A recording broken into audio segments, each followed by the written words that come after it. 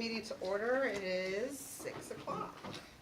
Let the record reflect that all elected board members are present, as are our 2 student reps. Pledge of Allegiance. I pledge allegiance to the flag of the United States of America and to the republic for which it stands, one nation, under God, indivisible, with liberty and justice for all.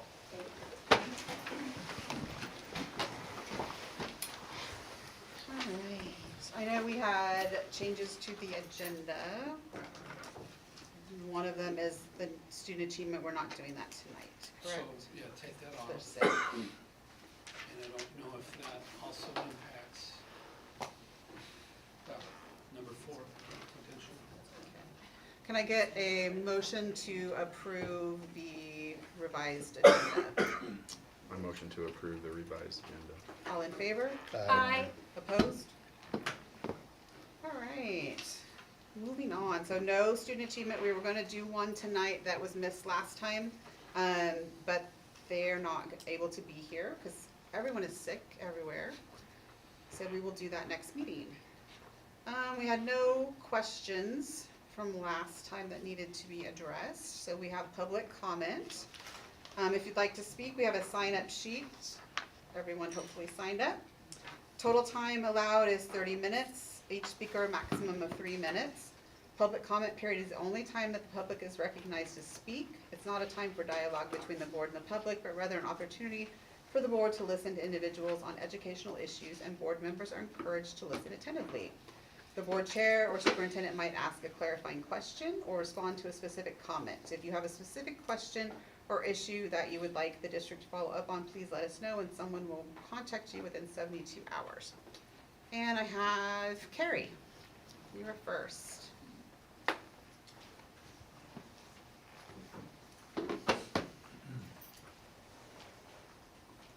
Hello. Hi. So I have a question. Well, you guys can get back to me, of course, but I'm a concerned taxpayer, and I had seen some kind of things going around saying that the property up on 116th, 124th for the elementary school was landlocked. So I did some research, and I went to Snohomish County Planning and Development Services today, and also the auditor's office, and they could not confirm any easement to that location. So that's a huge concern. So if you guys could get back to me on that. Well, I can answer part of it right now. We have Okay. full access off of 116th. Okay, it's We have- not on file. It's because we're working with the state of Washington to purchase 2 acres. Okay, so it's not done yet. No, but Okay. so the way the bond worked is construction wouldn't even have started until January of 2026. So you have a year and 2 months to do all of the work with the architects, all of the soft work. So we have plans for 2 other easements that are in process, and when they're finalized, I'll be happy to release them. Okay. So there would be a primary access and a secondary access. But it just, I wish it could go faster. I was talking to Dan Baller the other day, we just got the quitclaim deed for the 49 acres about a month ago, even though that's been in process for 3 years. It just takes a long, long time to get that stuff. Okay, but as of today, it is landlocked. Well, there's not a road ready built, but it's not landlocked. There's no registered easement. Doesn't need to be, because we will have full access off of 116th. Won't need an easement. Okay, well, Okay. as far as county records go, that's what I found out today, so. And, once that's recorded and available, I'd like to see that. Thank you. Understand. Thanks. Jeff.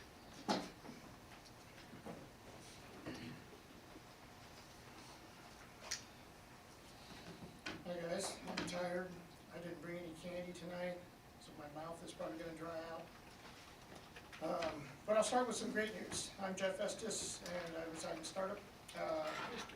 At Sultan Middle School, the number of students with F grades has steadily dropped. In the Avid classes, the 6th graders have a cumulative GPA of 3.6, with 6 students holding a 4.0. 7th grade, GPA overall of 3.56, with 7 students holding a 4.0. And in 8th grade, the average students have a GPA average of 3.61 with 6 students holding a 4.0. So I think that's good news. Some other comments. I spoke with Dr. Douglas earlier, and I encourage and support the EAP program, the Employee Assistance Program. It's used in other school districts. It should include all services available and definitely include the classified employees. Speaking of the classified employees, I want to mention something over the summer. There was some contract negotiation and postponement, and you know, there was a lot of support and defensiveness, you know, as far as reasons to honor these contracts for administration and for certified. One of the reasons given was, you know, you want to make sure you pay employees good to get good employees here at the district, and that seems reasonable. But the same doesn't seem to apply to classified employees here at the school district, because it's very easy to go to any other school district and find higher paid jobs for the same classification. My position, I can substitute at Monroe and get higher pay than a job here, same classification that I've been at for 3 years. That doesn't seem right. And then I'm going to talk about the Facebook stuff, since Gigi responded to that. One is, it would have been nice to hear about it from the district before we heard about it from the city of Sultan. All I did was copy and paste what the city of Sultan had put out there. So there was no fancy headline, nothing to grab attention, done intentionally. The community wants to know why the single-family residential fee is dropping over $800. That's a lot. And why is the multifamily residential dropping over $2,400? That's over 25%. And why are studio and one-bedroom apartments, why do they have 0 impact fees? Now with the new city's comprehensive plan, there's a lot of new area that is now rezoned for apartments. So if we have hundreds, possibly thousands of apartments coming in here, and we've had the impact fees drop, that's significantly shifting the cost burdens of building a new school onto the existing residents. And then something that Dan had pointed out, because someone had brought up these pre-purchased permits, and just wanted to give a little bit of clarification. Dan explained it very well over Facebook, but someone had done a records request for the city and found out that the developer, Andy Galuski, had actually emailed all of the developers, and I have copies of those. And one of the developers was from the Kenyon Development Company, and they had initially purchased the 162 pre-purchase tickets. That ended up becoming the Torturous, I believe, development, because another developer had moved in and the Kenyon Development had backed out, and that increased to 220 units. But the significant thing is that by the city allowing that to happen, it really cost the school district $1.9 million. That's a significant amount. So those developers did not hear about that from a public records, Dan. They heard that because the city development director emailed them and set up conversations with them to go ahead and come in and buy these permits before it became effective. So Jeff, take up city business with the city. I don't have anything to do with that, nor does the school board. Yeah, and I'm just responding to your response on the Facebook. You stated on there that they learned about that through public records. No, And they they did didn't. not. What I said was, is they knew we were gonna pay. They bought 151 permits in June of '22. They The were fee gonna was going up in January. So the They 162, actually I did know it. nothing about. The records show it happened in September, Dan. And I've No, got the Jeff, you're public incorrect. record request. Okay, I'm not gonna lie with public record requests that the city supplies. So I think So, the am easiest I getting thing, my 3 minutes here? Let's just, go ahead and finish. Yeah, thank you. Anyway, I just want to point out that sometimes too, when we think we're getting information, documentation and things like that, even through paid consultants, we automatically think that that's fair, reasonable, and accurate. And I just want to point out that a year ago, it turned out to be not the case, because the information that we were getting from Flow Analytics as far as enrollment projection turned out to be very inaccurate, and that was costly. That's all I want to say tonight, thank you. So, just a couple of points, Jeff. Stick around for the impact fee discussion No, here. I'm not, I'm having a good night, thank you. So we will be talking about impact fees a little bit later on, because there is a lot of miscommunication and misunderstanding about the process, and if we could charge the amount we wanted, that would be great, but we can't, so. And I think just a follow-up point, if they built 500 houses and the sample of students in there was not much, we don't collect much. There's a part of the impact fee development process is student generation. In the impact fee section of the board packet, when we get to it, then I'll stop. We did this in 2022. We had somebody go check the work of the previous one, see who was in those homes to make sure we're charging enough. And we've done it correctly. And so I'm not sure what to say. We cannot impose our will of what we want. Be nice if we could. Committee and association reports. Val, we'll get you up first so you can get out of here. PSE. PSC. Well, hello, everybody. For those of you that don't know me, I'm Valerie Norris. I'm the administrative assistant at Silton High School. I've been with the district off and on for about 17 years. I've been a member of the PSC union for many of those years, and then just recently I have been voted the PSC president. So I thought it would be important to come in and say hello, show my face, and let you know that I am looking forward to a nice working relationship with the district and the board and PSC. And this is I'm Nikki Miller. I am the PSC secretary. I've been with the school district for, this is my 27th year. And our other new members who weren't able to make it tonight are Angie Heath, she's our treasurer, and David Hawkinson is the new vice president this year. So we just wanted to say hello, and we're looking forward to a nice working relationship with you this year. And all the years that follow. Thank you. Good to see you guys. Nice to see you. Thank you. Thanks for your longevity and your service. Thank you. Building reports. I think we have Heather. Good morning. I think I know all of you, but maybe for the student representatives, I'm Heather Anderson, I'm the principal of Gold Bar Elementary. And I just wanted to take a quick minute and recognize that last week was actually National School Psychology Week. And I sent you guys an email, just a quick summary of some of the feedback that I received from staff in terms of gratitude for the school psychologists that we have at our building.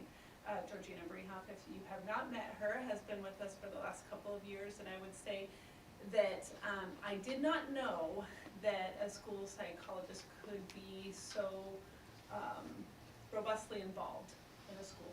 Prior to her working for a district, I just kind of thought they did evaluations and that was their job and that's all that they did.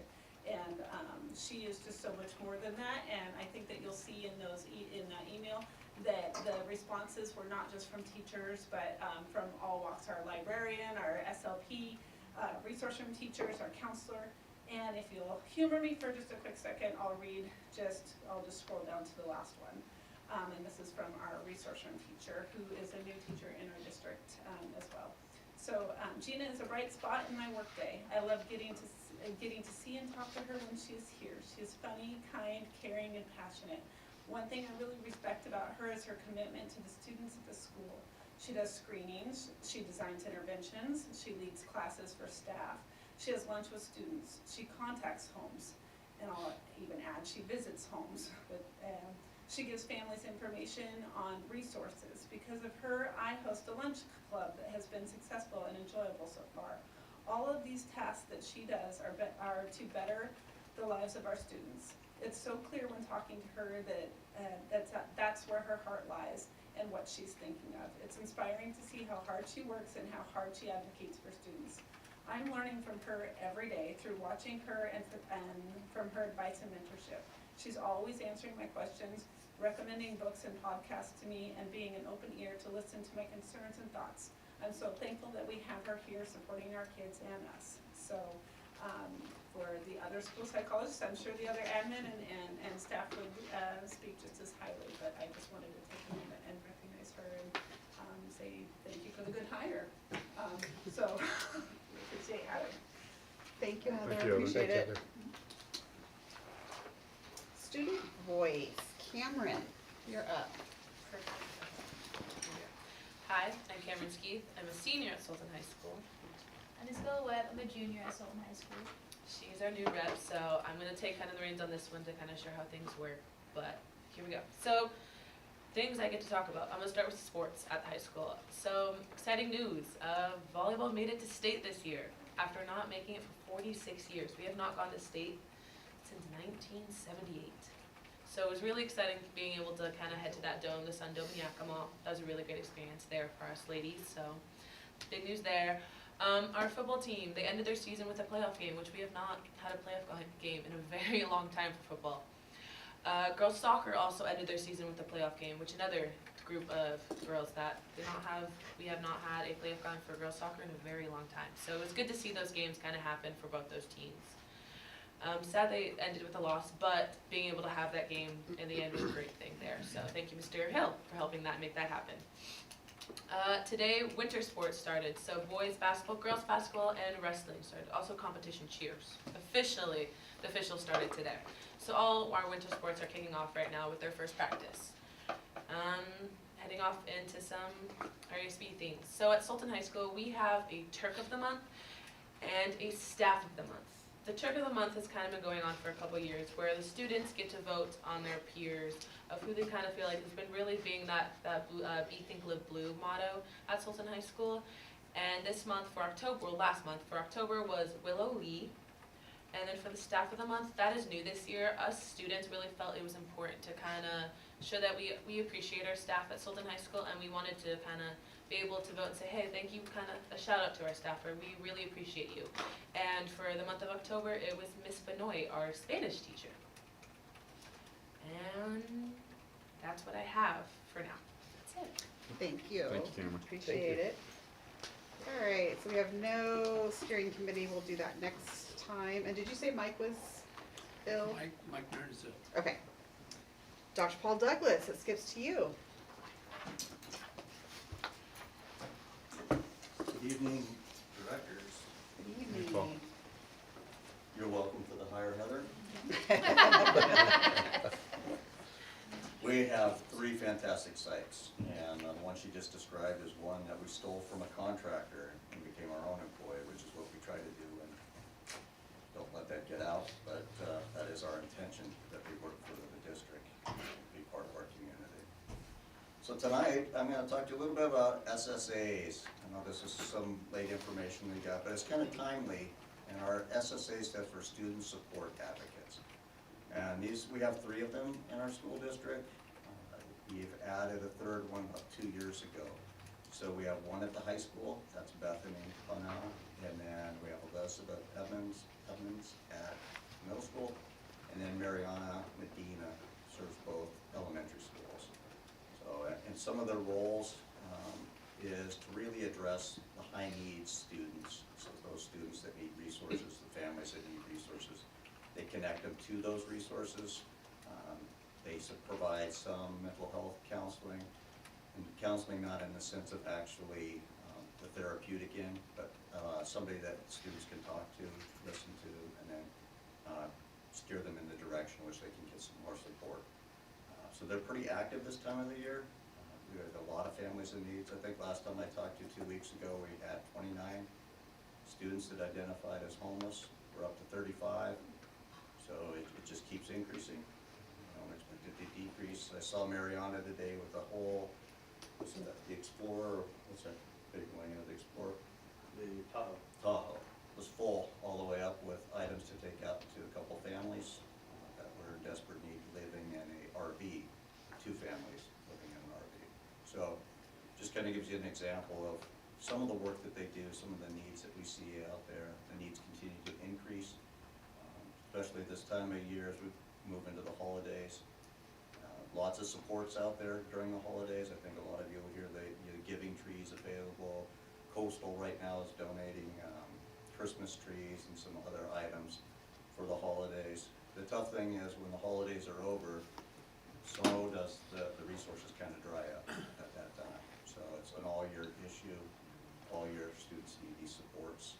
And fortunately, our advocates are there to identify those. And through their grant, we're able to continue to support students all year long.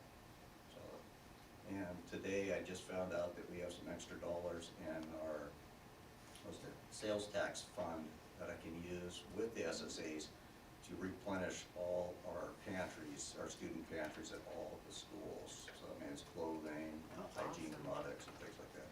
So we'll make a big order to fill those for a couple months anyway. So, Thank you. Thank you. Anybody have any questions? No, that's awesome. No questions? Thank you, All right, appreciate thank it. you. All right, consent agenda. Did anyone have any questions on the consent agenda? Can I get a motion to approve the consent agenda, please?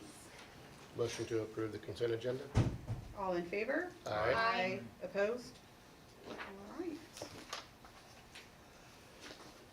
Dan Ballard, you're up. Monthly financial reports.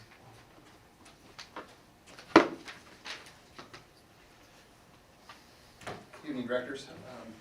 Provided you both a abbreviated, and I apologize, some of this information may be stuff that you've had before, but we're now at the point where we're essentially caught up in finance. When we are ending one fiscal year and beginning another fiscal year and those overlap each other, it just takes a little while to kind of get caught back up again. So I did provide an abbreviated October, which showed October numbers, and then also the November report. So I'm going to contain my comments to the November report, the one that starts with the November 2024 enrollment, and then the following documents thereafter. And unless you have comments about the other one, I'd be happy to field those. So enrollment for November, in total, traditional was essentially flat, down at 0.1 or 0.2 FTE. ALE was down 1.42 for a total decrease of 1.6. So essentially very flat in the month of November. Very little change from the prior month. The gains were at the elementary level where we were +7. At the high school, we were essentially a -7. So that's saw growth at elementary and reduction at high school, and middle school is exactly flat, no change at all in middle school. Just comment, middle school, told me last week they had 5 enrolled for this week, so it's just up and down. That's homes closed and the kids move in. Go ahead. So then continuing with the associated graph, total traditional enrollment, the annual average FTE or full-time equivalency, or sometimes you may hear me use AA, FTE, again, another one of the many acronyms that we use in education, whether it be on the educational side, finance side, whatever. But 2024, next one looks at kindergarten specifically. Kindergarten, again, 160, we're right at 160 for 24-25, that's up versus 147.8 the year before, but down from the year prior. 22-23 was our biggest year at 174.3. And gold bar is the school that's down. Yeah, it's gold bar is where we've seen the variations, not at this building, but at gold bar, we've seen smaller kindergarten classes coming in over the last couple of years. 120 in this school. 2024 traditional enrollment, actual versus budgeted FTE, so again, September, October, and November. As I'd already touched on, October to November, it's essentially flat, little to no change. And then the ALE numbers, the next graph, as I touched on previously. Again, the scale is significantly smaller, it's only from 50 to 70, so the drop looks a little more pronounced, but need to keep it in context, but it is down slightly from the prior month from October versus November. Then I went, added this, the next one a few months ago, probably maybe 4 or 5 months ago, was headcount. There had been, in finance we focus a lot on full-time equivalency, because that's what drives the apportionment dollars. But headcount is something that obviously has become a topic when we talk about space, when we talk about capacity, facilities and what they can accommodate as far as physical bodies, not just FTE. So we started looking at this as far as district-wide enrollment from what we call a head count basis. That's the physical people, students that are in there. And as you can see, it's bounced around, but the trend has definitely been upward, and that dotted line is a linear extrapolation basically of what it has done from 10-11 up through current 24-25. So it definitely has an upward slope, upward trajectory. Then I went and added this is new. I went and broke this down by building. And I also went in there and said, you have the actual numbers, the count, head count by building, by year. And then the red line is the permanent classroom capacity that the building was designed for. So like in this particular case, it starts with Gold Bar. You can see what their capacity is and then what their actual numbers have been. And then their linear projection. Been relatively flat at Gold Bar, 340 back in 10-11, 357 in 24-25. So over 15 years, that's a fairly modest increase over that length of time, but the line does have a slight upward slope. Continuing those same things for Salton Elementary School. As you can see, there's where the growth is coming from. We're back at 509 in 10-11. We're at 698 for 24-25. Again, that's an annual average. The current is about 700, but the annual average is 698. And definitely a much steeper slope. The slope as far as growth is much more pronounced at Salton Elementary than it is at Gold Bar, which is relatively flat. Next building, next one. Middle school, very flat. Again, similar to Gold Bar, 469 back in 10-11, 462 in 24-25, and then there's your capacity. So you're above on capacity. You drop below slope slightly a couple of times or right at capacity, but you're above capacity here at 462. And then the last one is the high school. High school again, relatively the linear is very flat, 634 versus 621 over that 15-year period. But you can see the permanent capacity, we're definitely above those capacity numbers. So shows some trends as far as where the enrollment is going or has gone in the various buildings and relative to the capacity that the buildings were designed for, head count relative to building capacity design. Continuing on, just the tax report. This is for October. So you can see obviously we've had that fall collection, got a significant amount of tax proceeds that came in, and what remains is about $374,000, which covers years 2020, calendar years 2024 through back to 1996. Continuing on, the budget status reports for October. Now, I think that Dan made you aware, we received notification from the county treasurer on Friday afternoon, after I had already prepared these documents, that they made an error. Is that they inadvertently posted the payroll for a small school district to our account as opposed to the account of which it was supposed to be posted against. So the district in question reached out to the county treasurer, said, I'm not seeing any cost for my monthly payroll on my financial statements from you. The treasurer dug into it and found that they had inadvertently posted their totals, their dollars to our account. It has since been fixed, but because of that, there is a distortion of approximately $353,000. So these statements are understated by $353,000 because they were prepared with information that we now have found out was inaccurate. So I'll make those corrections. Those will be reflected in the November And I statements. think I mentioned it. You did, you sent it out. We've made the ESD aware, everybody's aware, county treasurer apologized, it was just an inadvertent error, nothing but it was a relatively small district, so the amount wasn't significant enough to where I caught it. And again, we were kind of trying to get caught up on this because this meeting is, again, 1 week earlier than usual. We were kind of trying to get these done, so because of that, but we'll get that fixed. All right? That affects general fund only. Capital projects fund, no effect on capital projects fund. 2.759 million in capital projects fund. For excuse me, fund 30, your debt service fund, 127,000, and just a little bit above that number. Fund 40, your ASB, 206,475, and fund 90, which is your transportation vehicle fund, 259,184. October was the first month where we finally, well, two things. Number one, having some time to get it done and being caught up to the point where it was relevant, have gone back and done the exceptions reports, kind of looking at where we're at budgeted wise versus where we're at through the first 2 months of the fiscal year, so September and October, breaking out for benefits, salaries and benefits, material supplies and operating costs, and all. I won't go and spend a lot of time, but salaries and benefits, overall, we are 0.3% below proportionate share through the first 2 months, okay? Second page for material supplies and operating costs. And that one you are 2.9% below proportionate share versus the first 2 months And then if you add both of those together and look at it in total, all areas, excuse me, you are 0.8, 0.8% below.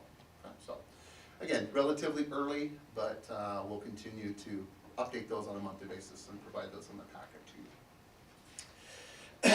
Excuse me, and then continuing on, excuse me.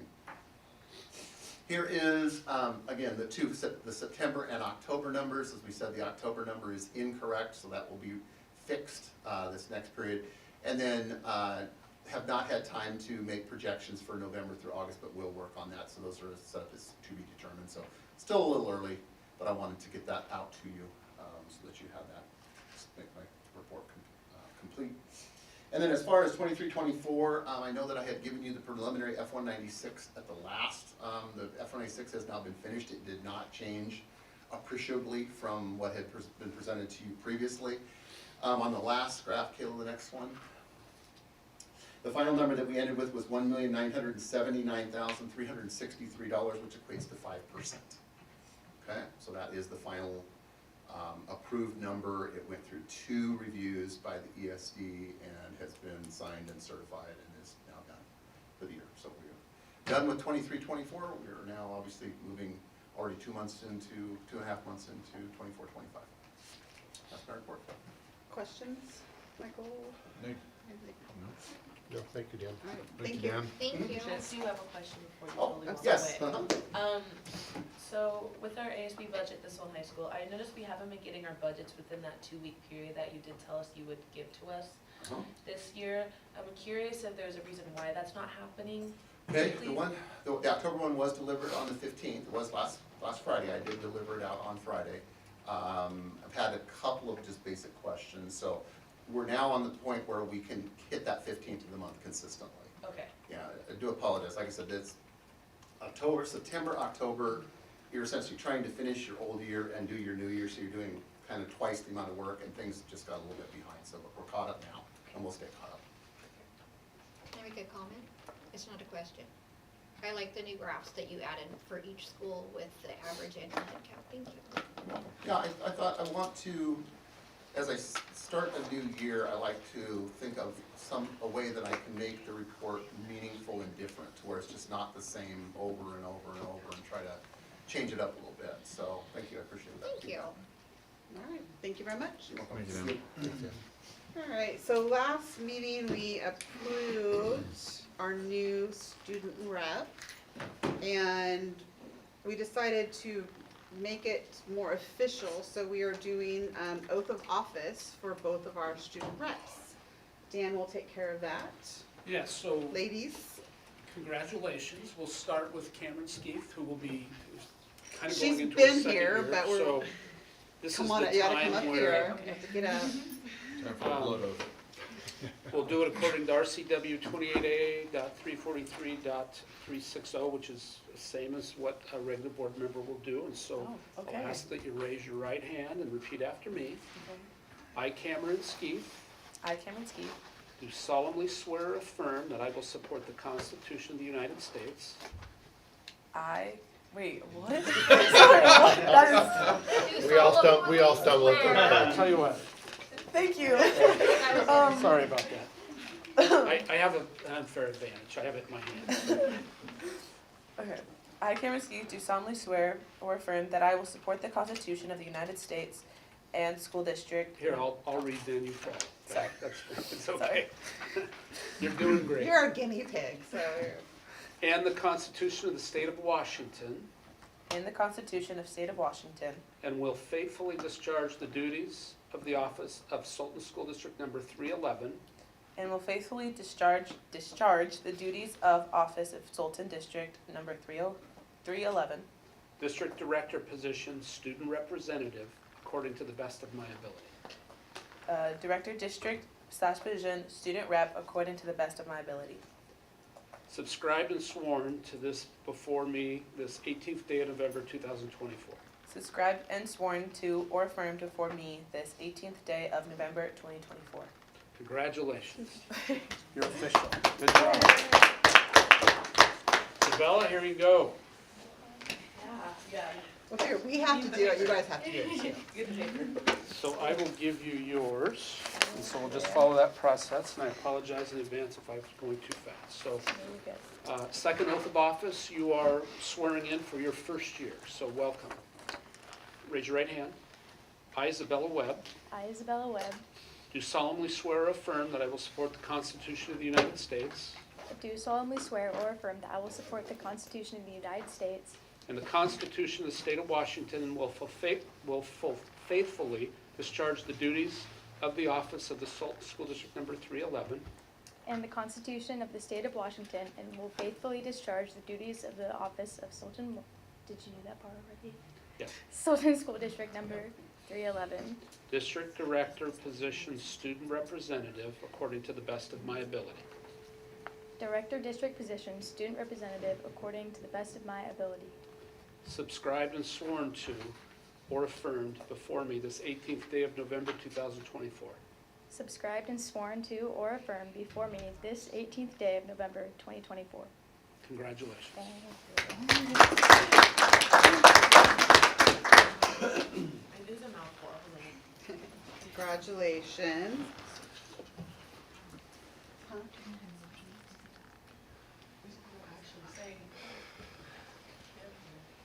All right, next we're going to, student advisory vote. So this has directly to do with you guys at the end. Our policy is student representatives provide the board with advisory votes on agenda items as follows. Immediately before the board votes on an agenda item, the student board representatives will provide their advisory vote, whether pro, con, or abstain. Does any board members have questions on that or comments on that? We've waited to do that until we're full. So what that means is whenever we vote, you guys are gonna vote before.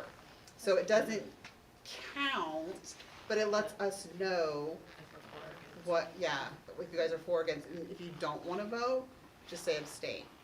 If I forget to ask you, just throw something at me, yell at me, because it'll probably take a little while to get used to having you guys do that, so, okay? Questions? I won't do anything. Okay. I'll just be loud. Okay, perfect. We're excited to have you guys both, and it'll be awesome. All right, first read of policy 2415.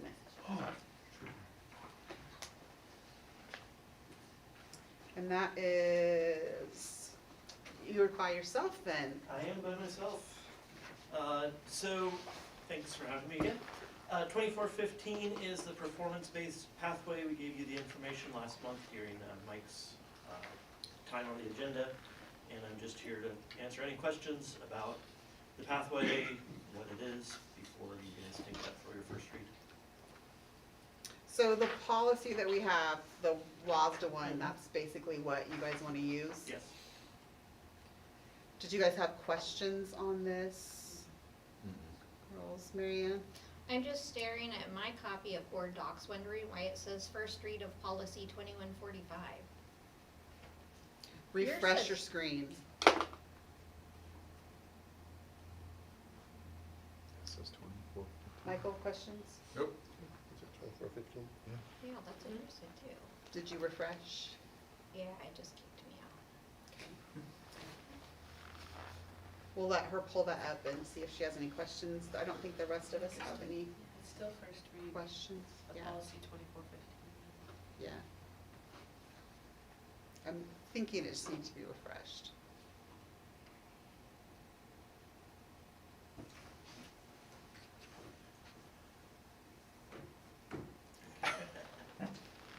All right. We have no questions, so can I get a motion to approve first read of policy 2415? Okay, let's do a motion. Do we do motion first and then advisory vote, or advisory vote then motion? How do you vote on that? That's helpful. I'd Let's, say we, I motion to Motion approve the and first then- read of policy 2415. there we go. okay, so we have a motion, and then, so advisory votes, how would you guys vote? Cameron, 4, yes. Bella? Okay, so all in favor? Aye. Aye. Opposed? That's gonna take a little while to get Yeah, used that to, is so, actually. and if you guys think of a better way to do it, let me know. So, not voting. Thank you. Thank you, Jason. Thanks, Jason. Discussion of how to support students with special needs. Dr. Paul Douglas. Thank you for doing my request and doing this. I appreciate it. Oh, sure, no problem. So there's kind of an old saying that those of us that have worked with students with special needs for a long time, it's if you met a student with special needs, you've met a student with special needs. Every student is significantly different, especially those with autism. I was working with a student today, I've worked with him for the last 5 years, and he was struggling today, so I was helping the teacher and the student out. He is different than any other students that we have here. So oftentimes, the best way that I find to support students with special needs is simply ask. So if I'm working with, or I see a parent with their child and they're struggling, I simply ask, how can I help you? How can I support you? Many times with our students with autism and other sensory issues, it's trying to define what is a sensory device or sensory object, sound, that's gonna help them regulate again, because they're dysregulated, means they just don't know how to control their emotions or feelings. So there's many different things that we can use to help or get them back into regulation. But in order to do that, we need to know from the person that's working closely with them what that is. If they're verbal, we simply ask them. So that's usually the best way to initially to start to work with students with special needs. I think one of the other big considerations is we need to start looking at the language that we use. I hear all the time the language used as SPED students. They're not SPED students. They're students with special needs. We hear they are a SPED teacher. They're not a SPED teacher. They're a teacher first that's working with students with special needs. So language is important, and how we present that information, how we talk to parents about their students. Like I said, there's many categories of students with special needs. Under the ADA, we have the 504. 504 accommodations fall within the Americans with Disabilities Act. And those 504 accommodations and modifications are based upon their qualification under the ADA. Okay? But all special needs students qualify under ADA as well. Okay? So all special needs students that have an IEP also have their modifications accommodations that would be given to them under the Americans with Disabilities Act. So it's important to remember that students that have disabilities, we need to know what it is that they need support in. We can't take a look at it and say this is a deficit model. It is simply how do we support them. They learn differently. We all learn differently. I was just in a meeting today too, a training, and they were talking about students with special needs and how we talk to them in our regular classrooms. We need to make sure that we're sharing with all our students that they can rise to the highest level of learning to reach their own potential. We can't just say you're a student that has an IEP and this is where you're going to be. It's no. We need to keep the expectations high. They can rise to that occasion. Any student that receives what we call resource support, they have a learning disability, all those students have the ability to reach their highest potential. They can go to college, they can graduate from college, they can get their doctorate degree, they just learn differently. That's all. So I can talk to you about a number of different qualifications. I mean, they have ADA and now the DSMR. I think they're like maybe on the 7th edition now. They have more areas of qualification and eligibility than we ever used to have. Autism certainly one. They call it autism spectrum disorder because it's on a spectrum. I tell my staff we're all on the spectrum. Okay? Where you're at is, who knows? But we're all there. We all have special things that we do well, and those things we don't do well. We have a category of students that have health disabilities. Those students could be ADHD, ADD, oppositional defiant disorder. You know, they can have a number of different things, all qualify under a medical diagnosis. So, like I said, just at the beginning, if you met a student with special needs, you met a student with special needs.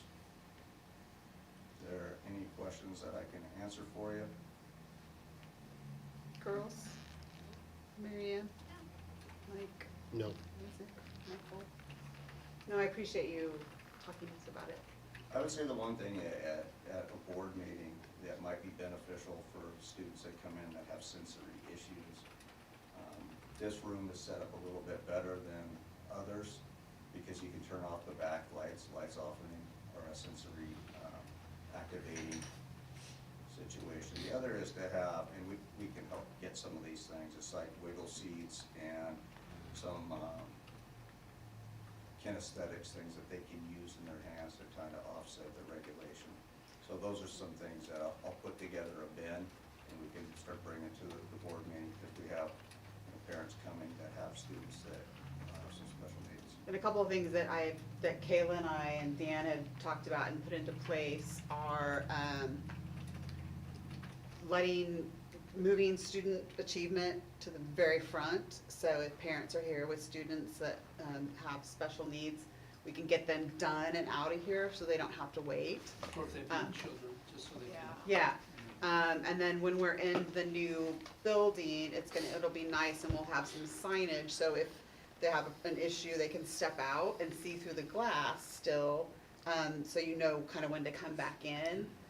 Different things like that we can do, you know, some signage, hey, if you know, need help, let us know, kind of thing, and little steps and, you know, whatever you could do to help with that would be great. Yeah, absolutely, and I think there's a little office that has some computers and things, if we have one set aside there's a lot of things that we can put on the computer that help with students that have different fixations and so on, so I'd definitely be willing to help out set something up. Thank you, appreciate it. Thanks, Paul. Thank you. Thanks, Paul. You're next, actually, again. You don't get to sit down. EAP proposals and review.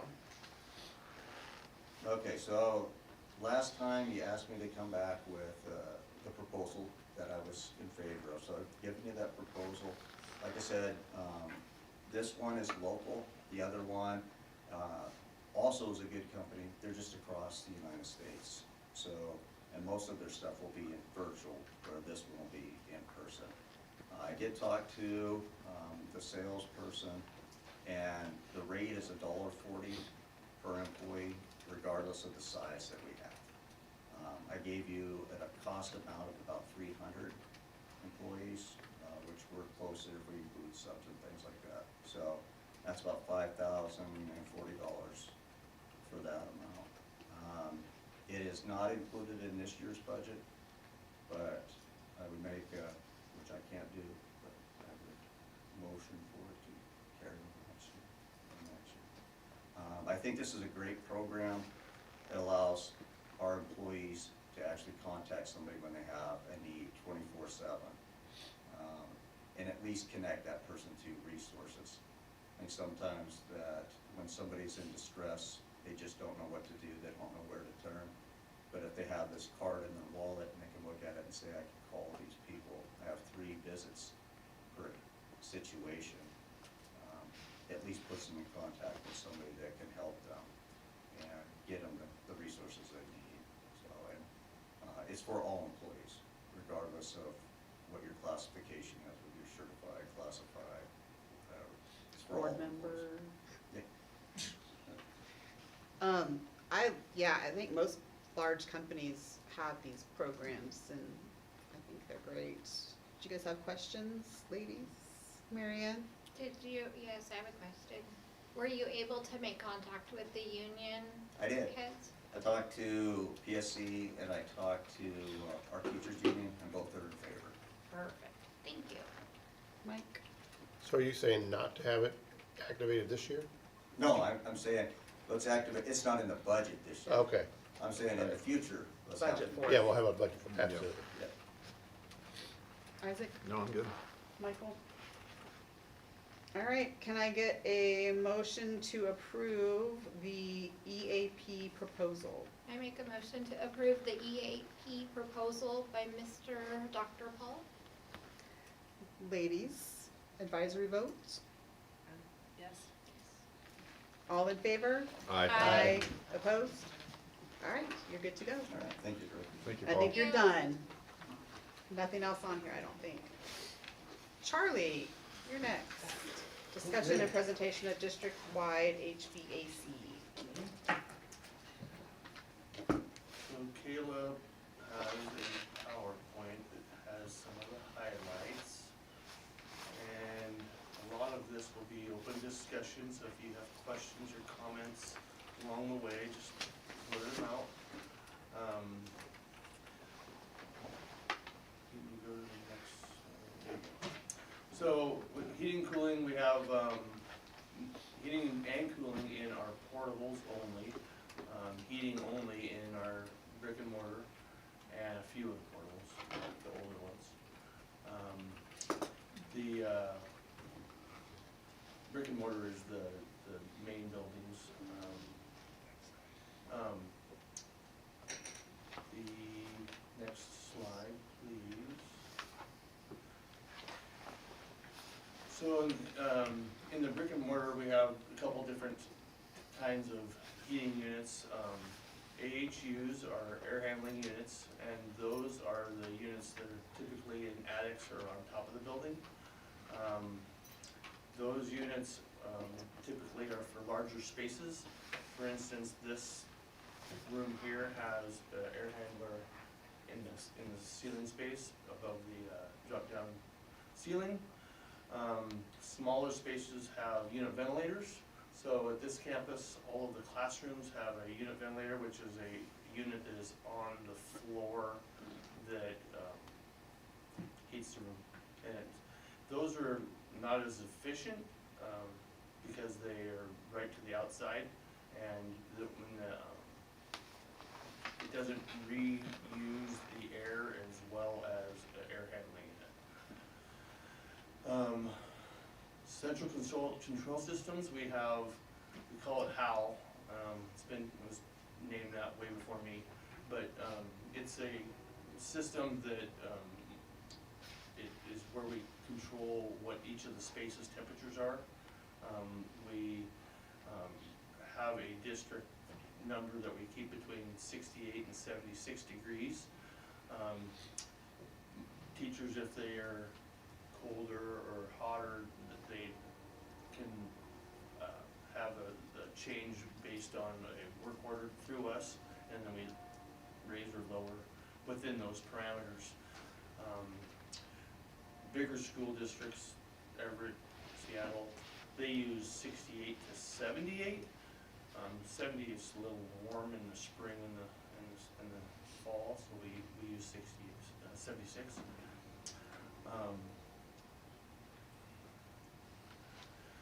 This shows how AHU works. The picture on the left is Sultan High School office area. You mean up top? Yeah. Up top, okay. So that unit supplies the air to all those spaces. This particular unit does not have a preheat. Most of them, all the rest of them do. This one just has a heater at each of the vents that go into the spaces. So we are able to regulate the individual room spaces, temperatures within the parameters that we use for the district. The other ones use a preheat, so we have the preheat set at like 65 degrees, so that the ambient temperature coming through the heater is more constant than that one there has it. So it's like if it's 30 degrees outside, it has 30-degree air. It has to heat every single time. It does utilize recirculation, so it does take the air from the rooms and run it back through the heater again based on CO2 levels. So if CO2 levels are within parameters, then those, the louvers will be shut so that it's more economizing. And if it's, the CO2 levels are high, it opens up, lets cooler air in, and then the heaters have to work more. And then you get your fluctuation in your temperatures because of that, because the little, especially that unit there, it has to keep up with the cooler outside air. The one on the right, that's Sultan Elementary, and that's actually the building across the way, just to the south. There's unit ventilators in all of the classrooms, with the exception of the rooms that house students with special needs. And there's one single air handler that runs those two rooms. The graphs below show what the temperatures are during 24-hour periods and during the occupied times, is what we call it, is the times that we have students in the rooms. And the reasons that those go up and down is based on CO2 levels, letting cool air in, or if doors are open, and that sort of thing. Next slide. So let's talk about those graphs down below. Okay. Just talk a little bit about what those are. Because you can get a daily monitor for pretty much any room. Correct. There's a few that you can't, but most of them you can. Yeah, so all of the brick and mortar rooms we can that are functioning correctly, there are a couple of spaces that throughout the district that the system's so old that parts aren't available, so we have to trick the system. For instance, the assistant principal's office at the high school, that individual heater, the sensor doesn't talk to the computer to let it know really what temperature it is, so we tell it what it is so that the heater stays on at a certain percentage so to keep the room ambient. But most of the rooms work functionally well, and Speaking of speaking, is the monitor speaking to the system in here? It feels awful cold. it will be cold right now, yeah, because it's noisy, so we have it off.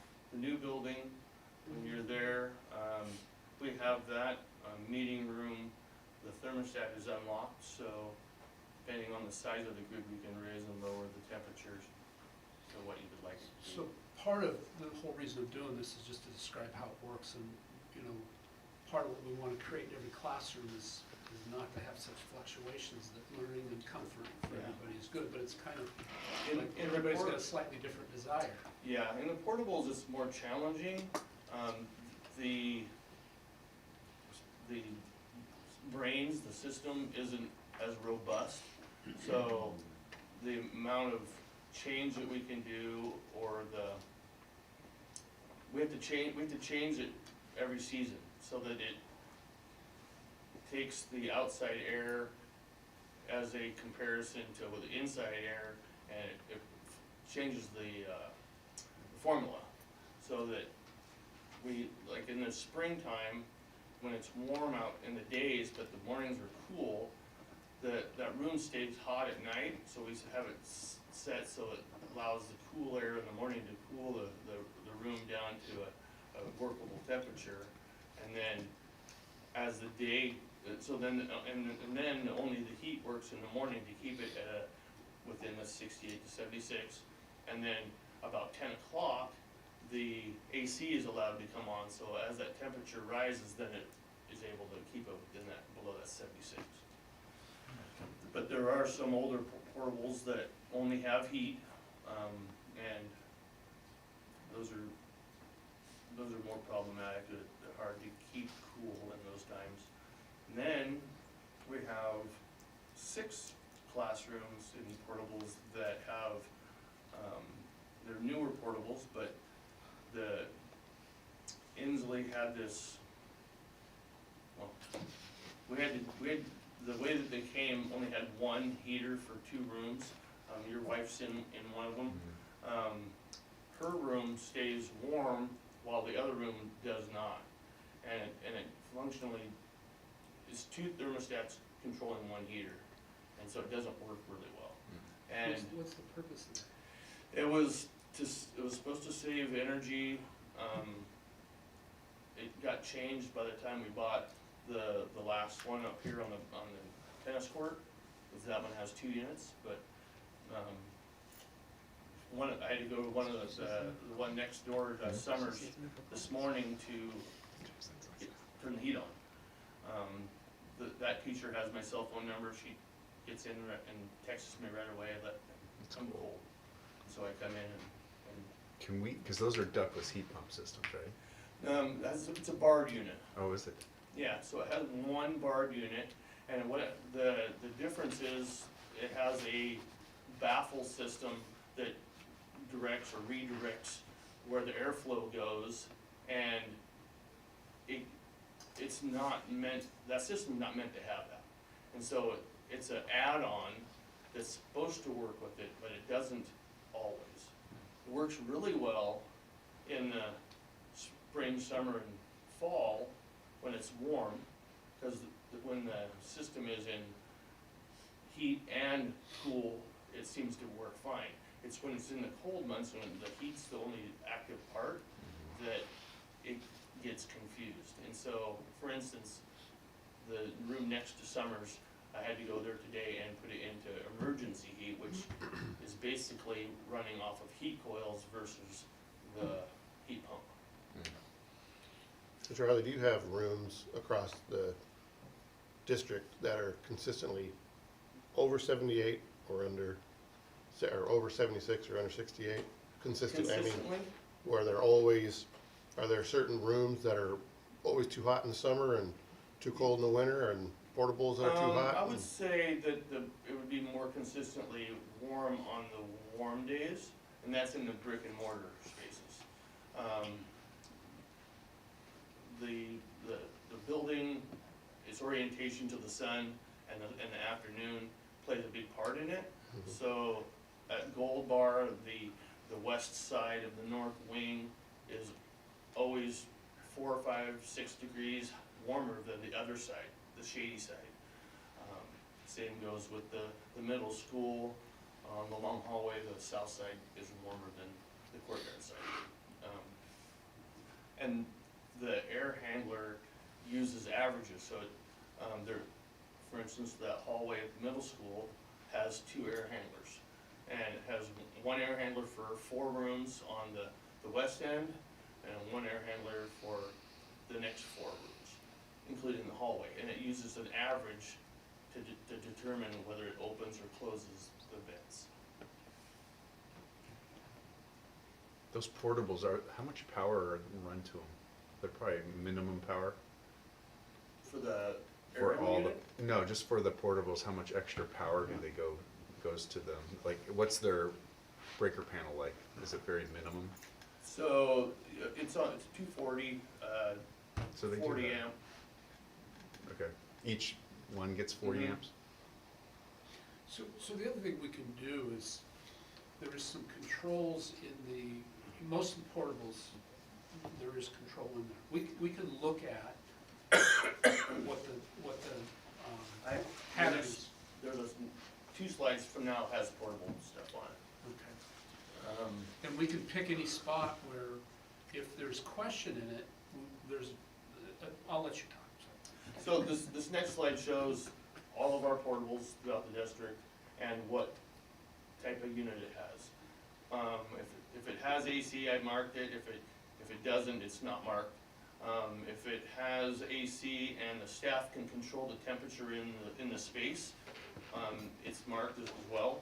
And those units have ductless heat pumps. And so those units are not able to be controlled by a wireless thermostat. Those have a remote control, like a TV controller, and that is the thermostat. And the teachers have full control over the temperatures. And some of the problematic parts of that is that if the teacher wants it warm and they leave, that heat stays on until the next person comes and turns it down. Or the custodian cleans it at night and turns it off or down. There's nothing that can be programmed in there at all? Hmm? There's no program that we can put in there at all? No. I'm not on the mini splits, Yeah. not very Well, simple. I mean, those are probably RF transmitters. We could easily capture that and make a small repeater that's gonna broadcast that signal. I've reached out to Pelican, who we use for our wireless thermostats for the portables. They don't have a solution for the types that we have. When we bought these, we didn't know that they were Right. gonna be this way. Yeah. The wiring that they use is set up differently than a regular thermostat, so it doesn't communicate the same. That's what I'm told. I'm not a thermostat guy, but If it's a big enough problem, I'd be interested in looking at what the remote is. I've built radio receivers and then, Sure. transmit and put the thermostat on. units that we have are Fujitsu's, Yeah. that are the ones that we have a hard time with. And I keep, every year or so, I look to see if there's a new technology to run them. I use programmable microchips and I can write the program and solder on a thermostat and a radio transmitter. I'm not talking about something off the shelf. I could probably capture the radio signal and retransmit it. That would be great. Tomorrow? Yesterday. I mean, I'm just saying, if it's a big enough problem, you might be able to make something, Right. not off the shelf. Well, I think these units that were purchased were probably more made for like a home. Yeah, I I guess. They're a commercial unit, but the way that they're set up is, I would venture to see them in a home more. Right. The next slide, that shows some graphing of some of the portables. Gold Bar Elementary, portables 9 and 10. You can see during the day, it's staying between just under 68 to 69 degrees during the occupied time,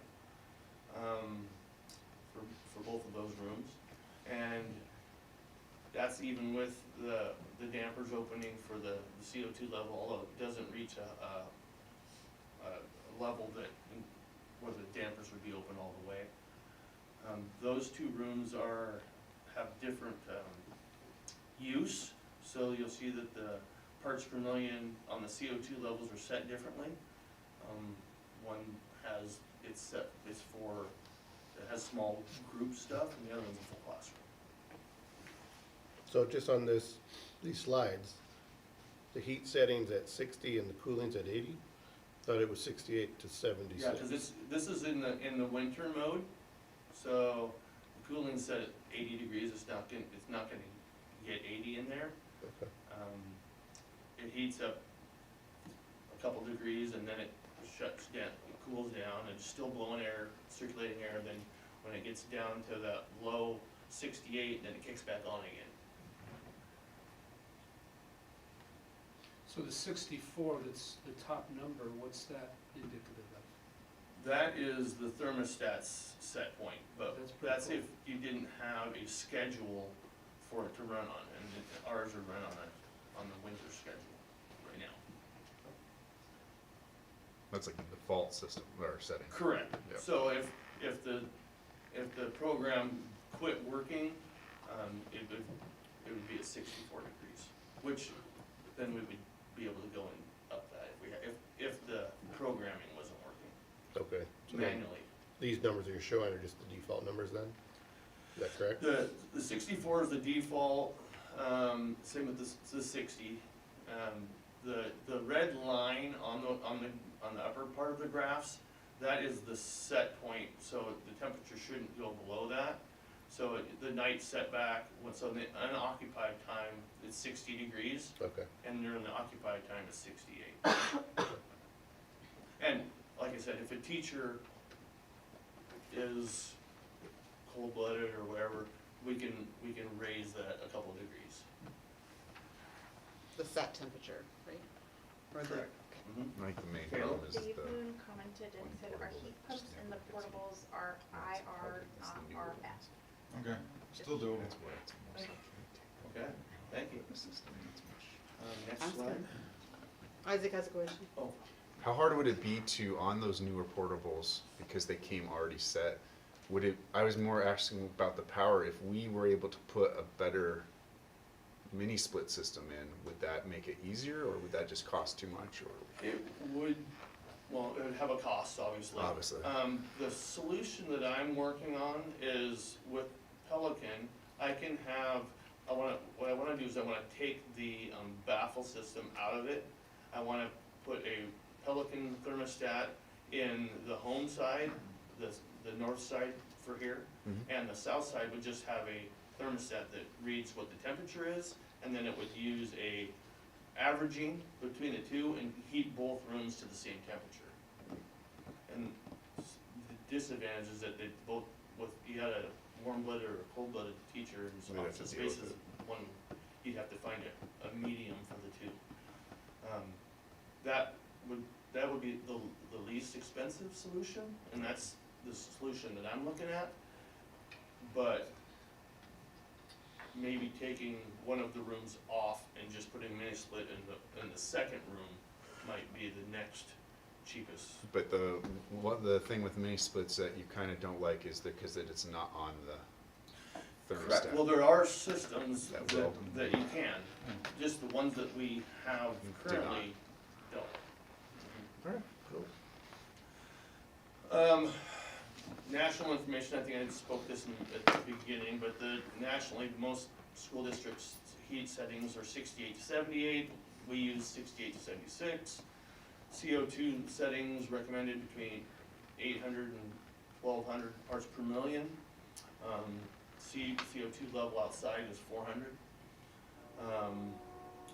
Outside air, recommend setting 700 to 2500 CFM, and that will depend on the size of the space. So, the gym at the high school, it's at 2500.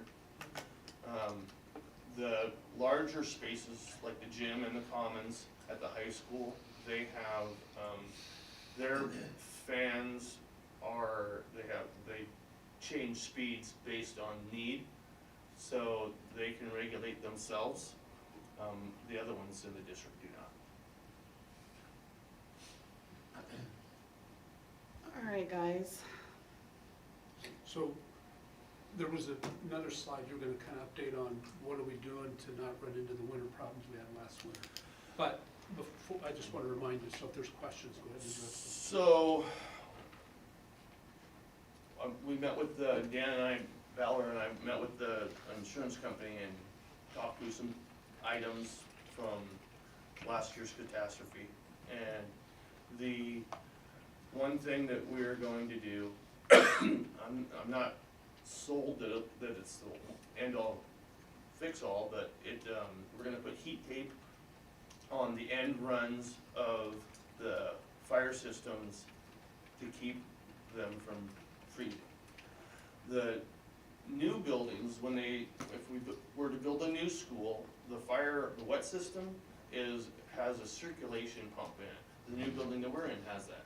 So the fire system is in a closed loop, so it moves that water all the time, so then it doesn't freeze and burst pipes. All of ours have end runs, and that water just sits. And we have a lot of overhangs. This building has overhangs all around. We haven't had problems here, but We've had a couple of years with problems at the high school in similar spots, and the problems at Gold Bar in similar spots. also there's unit ventilators at the middle school 8-plex. There's 6 classrooms, and those are hydraulic instead of electric.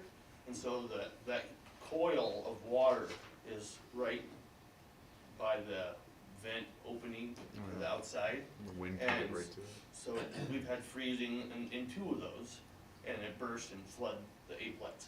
So what we've done is we have those coming on and off every half hour during the whole winter, all night, all day. That way they don't freeze. And it keeps the boilers on too. It's more expensive, but No, I think cheaper than, replacing Long everything. run, yeah. I have one quick question. Does any of your guys have a EPA 608 license? Do you have, how often do you have to hire out to add coolant or anything? most of that, I'd say maybe 2 or 3 times a year for the portables. Yeah. The coolers and the walk-in freezers are more often. Yeah. Those systems run differently and it has a different refrigerant. The systems that we have are old and if you relate it to having an R12 in your car from the 70s or 80s, and now you have the new one, the new stuff is more efficient, so, and seals and stuff are different and they react to the oil differently. But it's, those systems are, we probably 3 or 4 times a year have issues with a leak in the line, having to fix that, and then add to the refrigerator. Charlie, I'm gonna ask probably a strange question, might cause a little bit of work.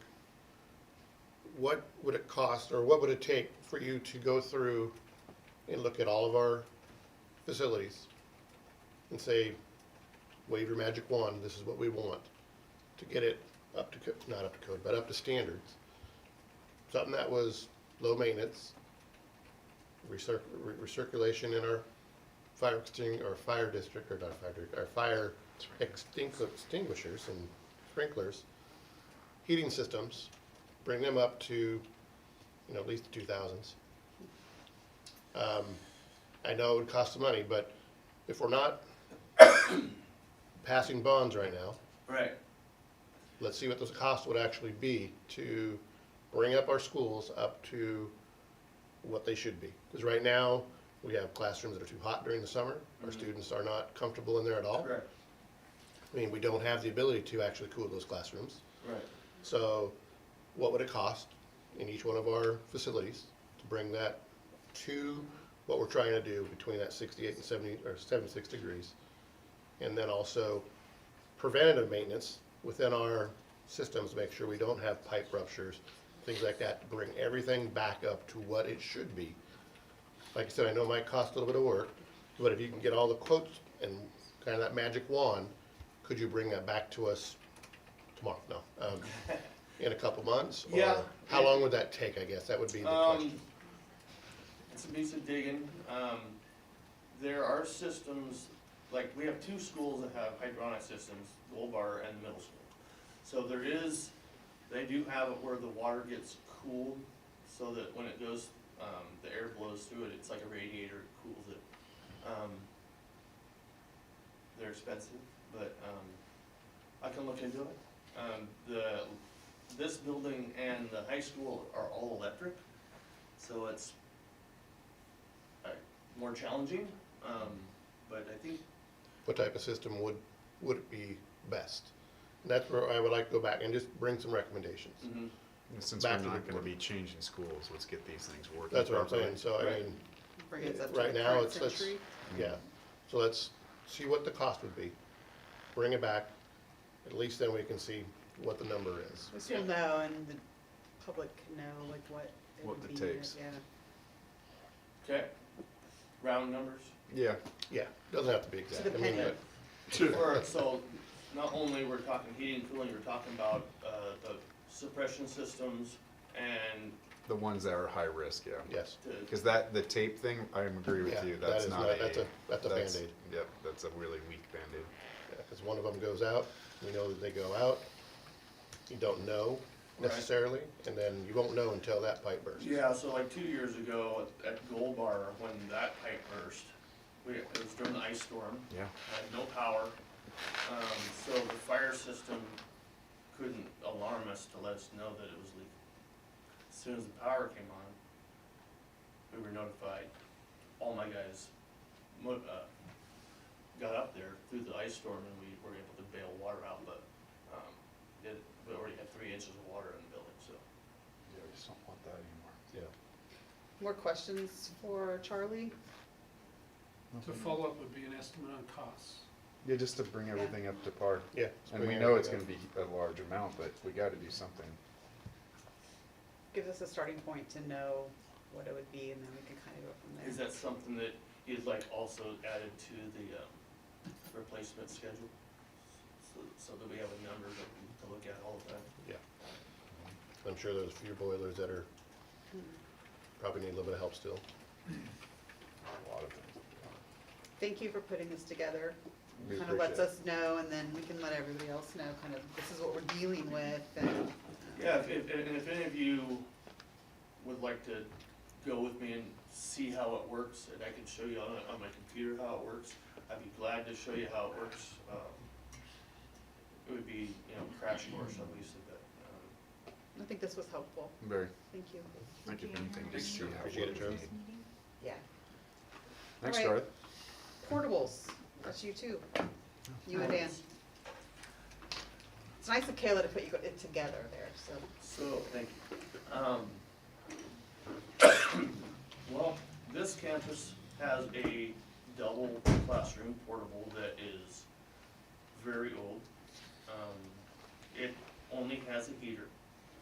It has a speed bump in it, if you will. The center of it is about 3 inches higher than the outsides of it, so that you walk uphill, then you walk downhill. It's not a comfortable building, it's super old. It looks it. And the It's not, district would like to it's got replace it. mold problems. No, it looks It's awful. okay. But I have to say, I was, when I got here, they told me about this, but you guys remember that Bhagwan Rajneesh guy? I remember that from when I grew up, and I was talking to David Moon about it. When they got this portable, it used to have these little doors that they would feed people in this commune. And they had to replace the walls in it. It's still out there. Jeez. Yeah. It's, They were in meditation in this Oh, commune. okay. so the district would like to replace that one. Is the mold issue inside the portable or on the exterior of the building? Say again? You said there's mold? Is the mold inside the There's, portable? the north sides of the portables, the old T111 absorbs moisture and is problematic. We've had, on a lot of them, had to replace panels because it deteriorates and crumbles away. Is there currently mold inside It's classroom not in where the we have classroom. children? It's cleaned up, but Okay. I was in there with Aubrey the other day looking at it, just to see what the challenges were, and it's a problem. And so, but this So- is where impact fees pay for this stuff. So, yes, the mold is inside the classroom, or was, I understand not presently. Yes. Was the mold inside the building? We've had issues with mold inside them, yes. You just walk up to that portable, I mean, the whole thing looks, it's deteriorating, the Yeah. outside I shell. understand, I know that's, to me, We that's need to a get rid of health it. concern. So again, not wanting to derail it, same thing with portables. How many need to be replaced? How many of them are beyond their expected life that we should be having? How many of them have We the, have another double at Gold Bar that's well beyond its usable life, and a single at the middle school, and 3 singles at the high school. I mean, All the same, within their late 70s. So can you get us information for the next meeting of all the ones that you'd like to replace in order of importance? Like Mhm. mold would be the number one, how much they would cost, and then also when you're buying these or looking at these, we need to make sure they come with the updated systems that we Sure. need. I guess I would just caution everybody, the number he just mentioned, we cannot purchase that. no, Right. I understand. But we'd still like a list of, it's just kind of like a Sure. wish list. And of- in addition, I think we're also looking at potentially adding a portable here at this campus. Cause we need room, We need room. Because we need space. we need a school. I did talk to Dan Ballard, he was gonna look into it about financing. I don't know that we can use impact fees to replace existing, only to add. Is that correct? I haven't got a confirmation. I don't yet. think That that's was my- accurate. My thought. There should be a It's not depreciation accurate. replacement. Impact fees are for student space, whether it's bought, rented, or whatever. I just think I think we're digging down in an area that we don't need to go, but that's my opinion. What's a portable, what's a ballpark what they run? 300 and. Yeah, it's, About 400,000. A unit?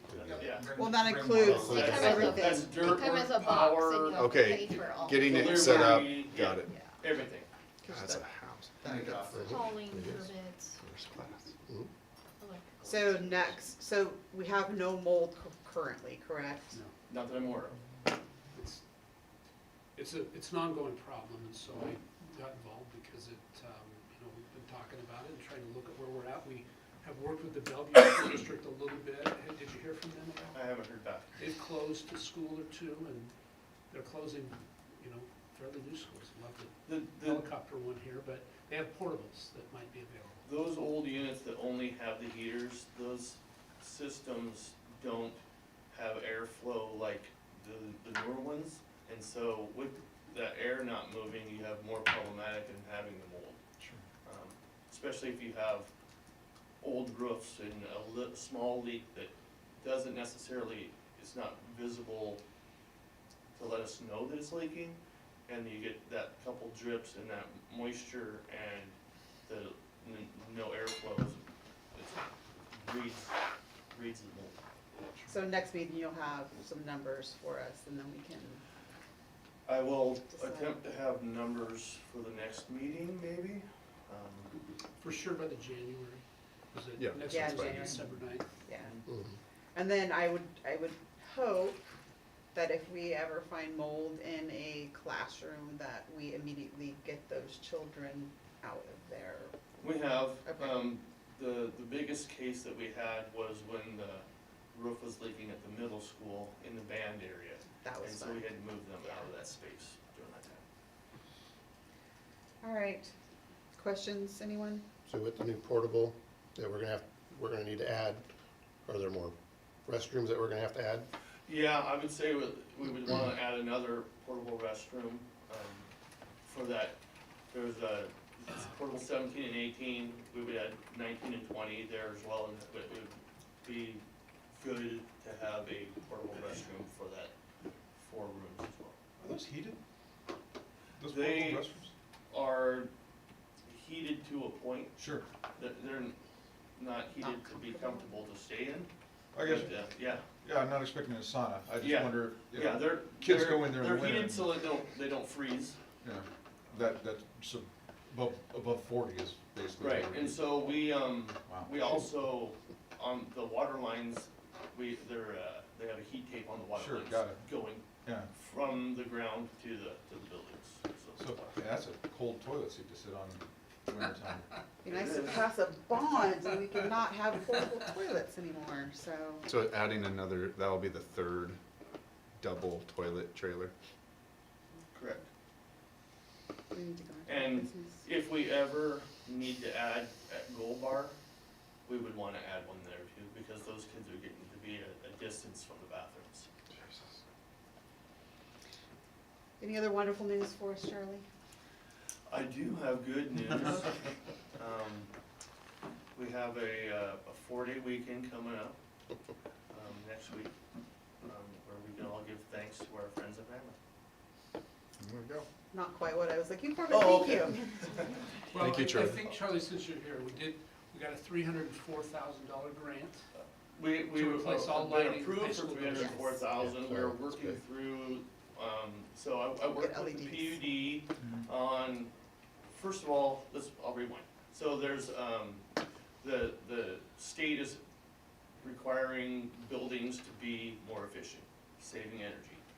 There's a Clean Buildings Act, which is one, which is the first thing I've been working on. The second one is just an energy efficient plan for buildings that are a certain square feet or larger, which is the middle school and high school for us.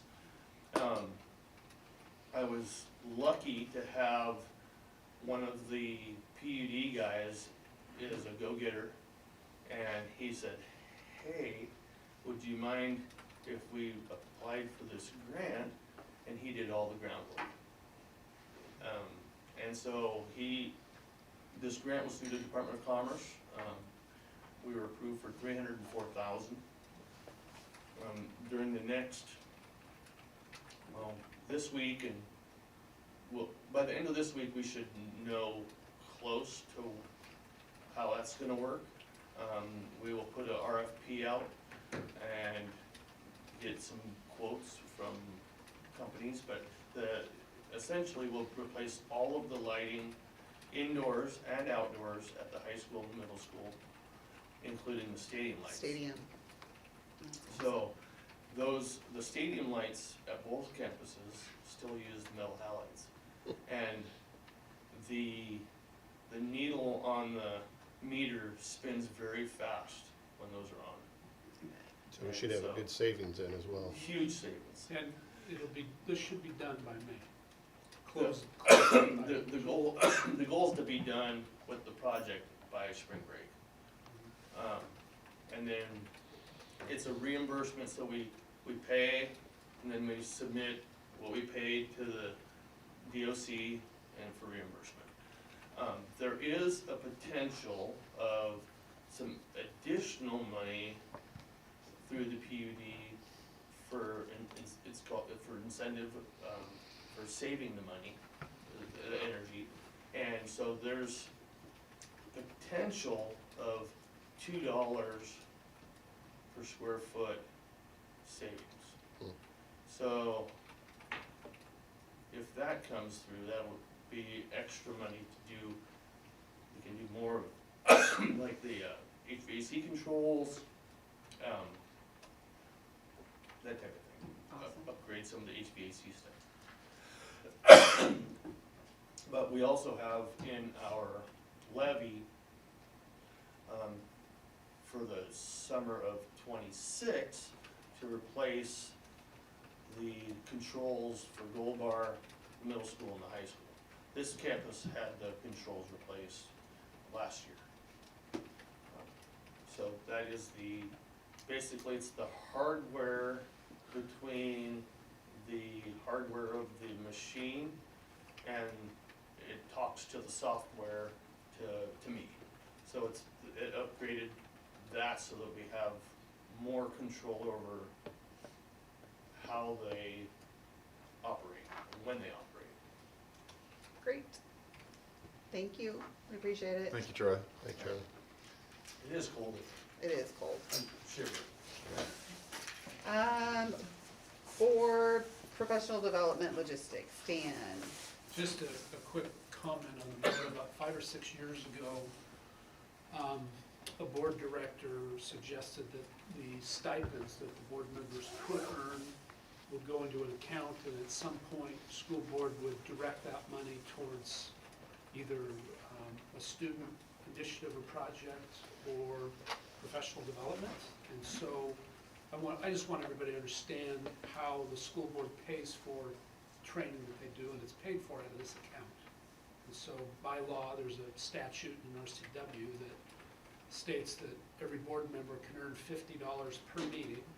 And so we just extrapolate that over the course of the year, and ours was, I think, 20,000, 24,000, something like that. So when the board is traveling, that's how it's being paid for, when they're going to professional development. So on Wednesday through Saturday, a few of us are going to Spokane to the school board directors conference, and I am taking our newly elected student reps. So I had to update my CPR, just so you know. So just to clarify, because there was some confusion, so those of us that do not take the stipend, that money is pooled, and then we use that for whenever we go to state or national conferences or any kind of training, so it's not coming out from the district necessarily. That's correct. And I think sometimes there's chatter gets going that the board is traveling on the community's dime, and that's not really what's going on. It's technically our dime because we're not taking the payment, so we're kind of paying it for ourselves. Okay, anything else on that? Anybody have questions or comments on that one? Nope.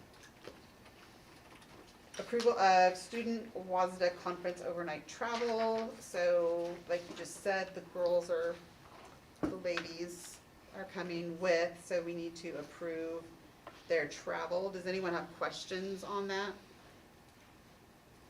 Or comments, anything? No? Can I get a motion to approve overnight travel, approval of student WASDA conference overnight travel? Motion to approve student WASDA conference overnight travel. Ladies? Yes. All in favor? Aye. Aye, opposed? All right, that one's done. Discussion of community impact fee presentation. Before Dan discusses this, I don't want to spend a ton of time on it tonight because we're already getting long here. But quickly, there was some discussion online about impact fees and how they are generated and how we use them and how they've been used in the past.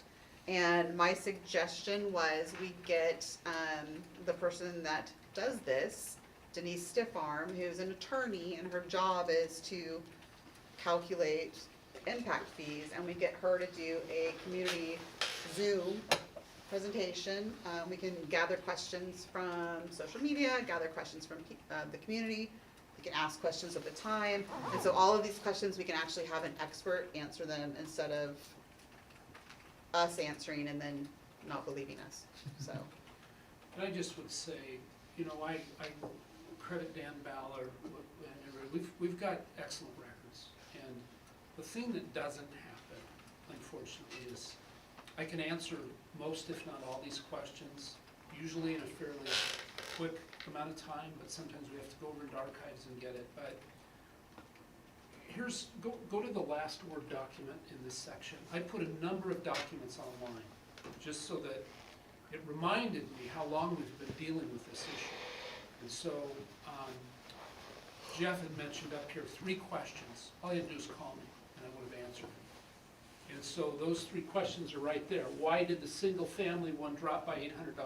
Explains it right there. Second question, why did the multifamily impact fees drop? We can't set an impact fee on apartments that are in a comprehensive plan when we have no apartments here with kids in them. Okay, it's not just that the apartments might be built, it's what is the student generation rate. So there are, so because we don't have any, they had to go into the county and pull their sample. There's declining student enrollment in apartments, so that's why it went down. We didn't just arbitrarily pick it, and so just because some zoning in the comprehensive plan suggests that apartments could go there, the bottom line is we hardly have any here. They haven't built any in the time I've been here. And we can't just say we want to collect this amount. Yeah, and I can't, and I think there's always the implication that we haven't planned. Well, let's talk about the property real quick, and then I'll get off of this, because I could go for a while. But we bought 49 acres, $455,000. The way that works in the calculation is we paid $9,000 per acre. There's 30 to 60 year timber, Douglas fir on it. That, as part of the deal, no restrictions. Board can save this for the community for the next 50 years. You can harvest the timber, probably get about what we paid for the property. You could sell it to the developer probably 4 times what we paid for it. Boards can decide. Or, at some point, it could be a future site for a school. On the other hand, Lake Stevens bought 4.3 acres for an elementary school. They paid $836,000, $200,000 per acre compared to our $9,000. So, if people just took the time to ask the question, I'd be happy to answer it. I did go out to Facebook and answer a few, but I tell you, I can't do that because it takes me forever. I'm just not very good at it. But it's not where I can give a 3-sentence answer and then that explains it enough. Usually it takes some time and then I get interrupted a bunch of times. And I think that's okay to do sometimes, but truly, if we do something wrong and it's legitimate, then we should be held accountable. But when we've got things that are being put out there that aren't even accurate, you know, I feel compelled to address it at some point. Well, I think if we do the Zoom and then we can post it, so it'll be posted also for, you know, to answer the questions that happen to come up. As far as the property goes and it being in plan, they're so complicated, that's why we use a consultant, because the calculations or the stuff underneath it that goes into it is really, people don't understand it. They say, well, gosh, just because they built 100 houses last year, you should collect all these impact fees. Well, depends on how many students are in it. That's the student generation rate, and we do samples to find that out. So, anyway. All right, any questions on that or comments or anything? I would just close by saying, if anybody that is listening or here wants to go look at any of those documents, there's a whole bunch of them as part of the board packet. And if you have any questions, don't hesitate to reach out. I'm happy to answer them. And we are putting on our school district web page, Dan Ballard had come up with, this is how much we got in each year, this is how much we spent in each year. And so that's on the website now, I think, right, Kayla? So yeah, info's on there. And these were also covered in the CFAC, community facility meetings. That's why also, you know, if anybody wants to be part of the CFAC, I'm sure we're gonna be starting that back up. Michael Butler's gonna be heading that up. I can tell Michael, but The school impact fee development page. we need more people. You know, some of the same questions came up back at that time, and so we had this page developed that talks a little more technically about how it works. It isn't as simple as me just saying, the developer's gonna build 150 homes, let's charge them $20,000 per home. It doesn't work. We have the second highest in Snohomish County, second only to North Shore. And it's because of taking advantage of every calculation possible, because it's cheaper for our taxpayers to do that. All right, November 5th bond election follow-up. It was pretty much 50-50, which, I mean, we need 60, but, I mean, it's pretty much split half and half. I think it's 2 out of 14 passed. It's hard. I think we have to gather information from the community and figure out what to do, what the steps are. I don't recommend you just go put it right back up there. I didn't, you know, I personally, if somebody would ask me before, and you look at the history, and I've got, you know, reams of history of bonds here, they usually take lots of times to pass. And Can we get CFAC sorted up first of the year? And, you know, just figure out what people want to do. And, you know, as we transition to my replacement, you know, I wouldn't, as the board, you know, kind of make a determination, I wouldn't recommend running something over the balance of this school year. No, I don't think any of I us. would recommend using that time Wait. to work with the community and whether it's focus groups or whatever, to try to understand where the community goes, because ultimately, the building we're in is the community's. Yeah, I think, We have to figure out how to get more people to provide feedback. Bottom line, I'm tired of seeing on social media that they say that there's nobody listening, but I'm also tired of saying that, you know, how can we get everybody in the same room and work through this? because we tried Because that and we then no have one to. shows up, so Because it's we have to get difficult. everybody in and start talking the same language, because when we have people bashing each other on social media, it's not gonna work, and it's not the best thing for our kids. No, it's not good for anybody. We want everybody in the community to thrive. And, you know, I don't look on social media as much, but I was, you know, I don't know if dejected is the right word, but there were some things that I don't want to see businesses hurt or any of that. I was No. irritated by some of the No, stuff. I absolutely saw. not. So we have to do something different, Yeah. because we're not yielding the results that we need to do, so do we have community, whatever it may be, but we need to start thinking differently. How do we get more input? And I don't think mailing a survey is gonna do it. I think we actually have to have butts and seats and start talking. I think before we start the CFAC back up again, we should do a workshop or a study session with us that we can brainstorm ideas. And then in the new year, we get the CFAC going, but we have a good solid plan before we do that. So we can put that on as a workshop or a study session topic. And, Maybe we should invite some people from the community to be there too. yeah, that'd be great. Let's not just say that we're the experts in them, because we're not passing bonds. Let's see who wants to be there. Just make it up and say, we're gonna have a discussion about this and have a We'll workshop. We have a with list that. of people to call, trust me. Well, We- let's just open it up and see who, let's get as many people as we can and work through it and just have an open forum. And start walking through that. We've got one meeting date in December, why don't we add that as an agenda item for discussion? Set a, study session, or you can do it tonight if you want, instead of study session nights, either, maybe February or something, and, go from there. We'll figure that out. Anything else on that before we move on? No, I just Okay. thank you, in our district, we had 77.8% people vote.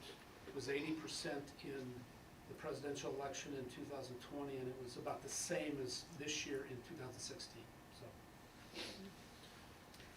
All right, second read of policy 6801.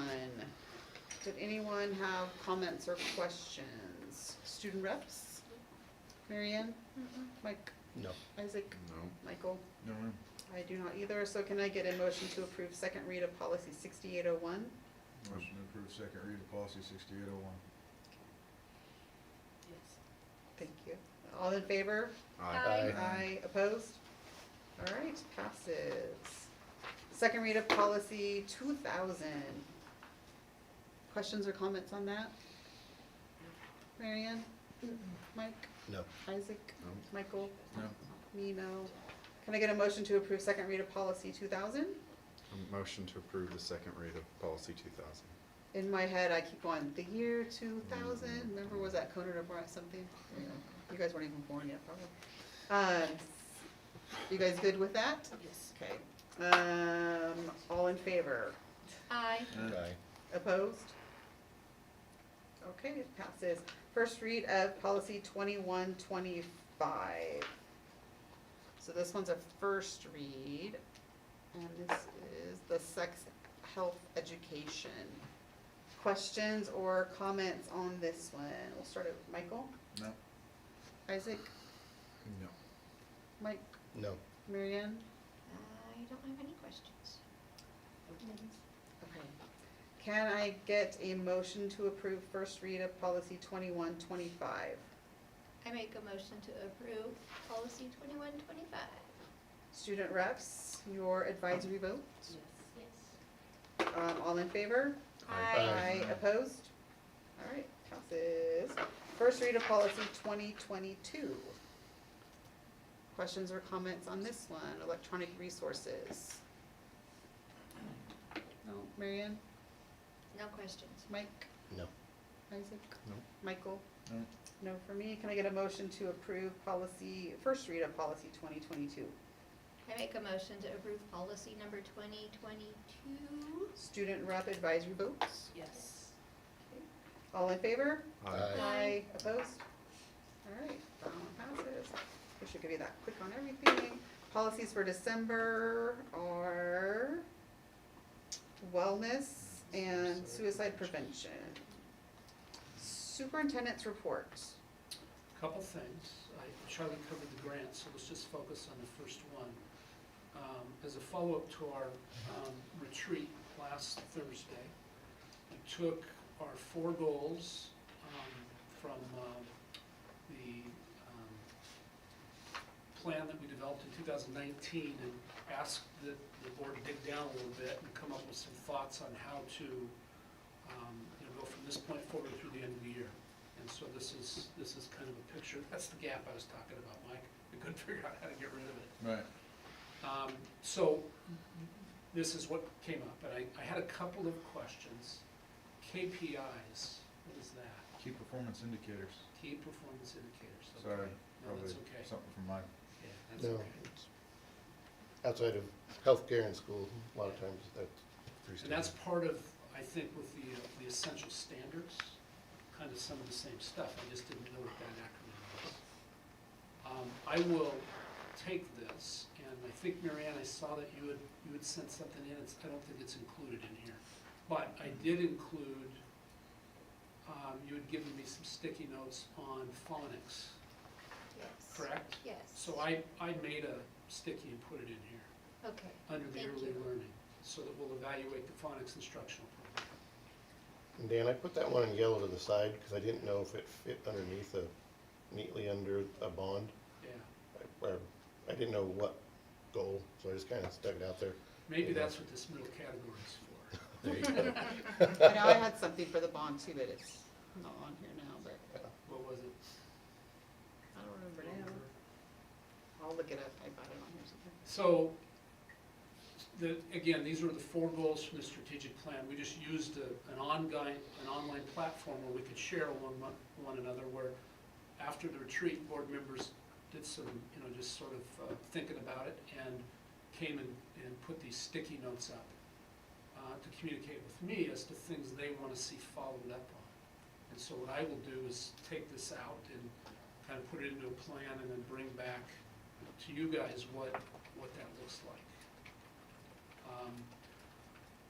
The other thing I want to do, and I've talked to the elementary principals about this, is we talked in the retreat quite a bit about student performance. And one of the first ways to take a look at, how does the Sultan system work with kids is, they'll come in, the principals, and they'll share like the last couple, 2 or 3 years, what does the first assessment data of our kindergarten students say? And you can see that there's a wide span. You have kids coming in at 1st and 2nd grade, several right at level and several way below. And so then the question is, how does the system deal with that? Especially as kids come in and go, and that's the complication. And so, but to give you a snapshot of what that looks like, I think I would like to start there on data, if that sounds like something you're interested in. So the data point you're offering is how many kids transfer in and are not? No. That's a complication. Okay. So you have like this year we have a kindergarten group, okay? We keep it's called a cohort survival, but we can figure out exactly of that kindergarten group, how many are still here in 3rd grade. Sure. And it's not just the numbers, but it's the kids. And so, sometimes we'll have 50% turnover in a year. Sure. And so you're dealing with, by 3rd grade, half of the kids are a completely different group. Yeah. And that's part of the way you develop learning opportunities for kids when there's a lot of change, a lot of turnover that plays a role in that whole situation. So, but we are seeing kindergarten readiness is increasing. We're seeing that. One of mine on there was, what's the goal? What's the target? What do we want to get to for having kindergartners ready for kindergarten? I know we were at the low, mid-30s. Now we're almost at 50. What is, do we want it 80% or 100% or? Yeah, what do we want? Didn't I we want already 100%. decide 100% is unachievable? I mean, what do we want, or what do we think is realistic?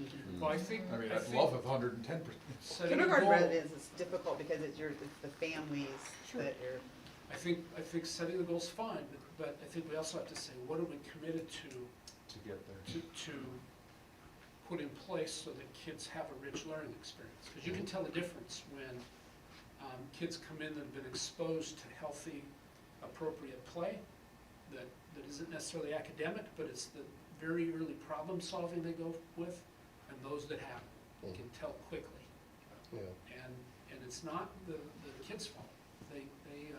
But in many ways, the system is, are we set up right to assist those kids all the way through? And that's really the question. What do we do? Yeah. And then when you only have half of them by 3rd grade, what changes then? Yeah. Agreed. What else do you have in your superintendent's report, anything? Nothing more, just the grant was the other thing. Do we want to give a number right now for kindergarten readiness?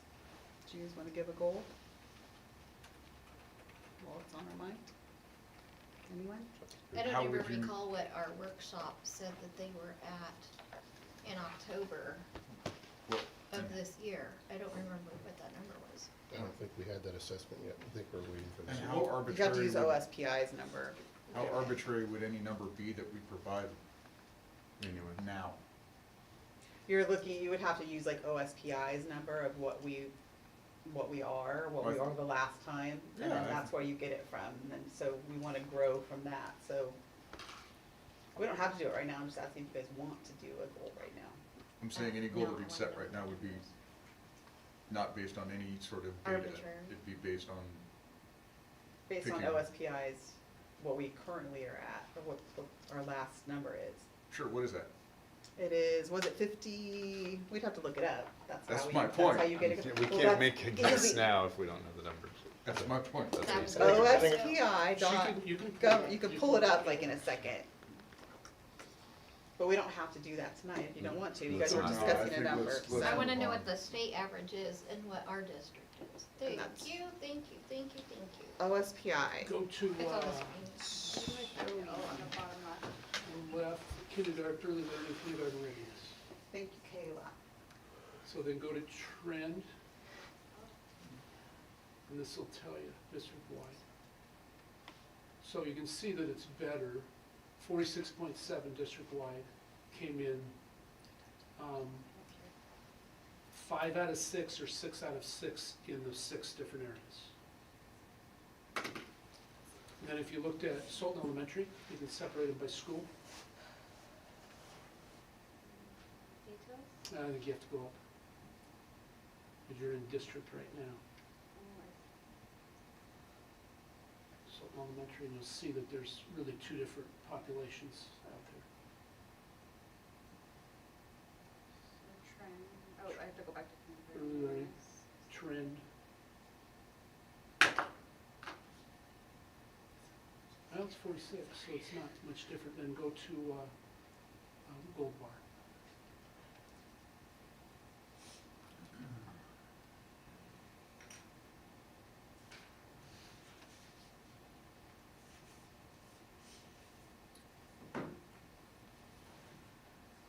About the same. But you can see that they've come up a lot. Oh, yeah, it's been a significant increase in the last couple of And years. the thing to know about this test is, for the most part, this is all taken before we have one day with the students. Kayla, can you show us what Washington State is? Thank you.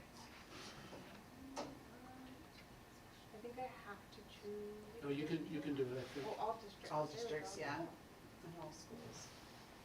But I compare Monroe and Granite Falls and all that stuff.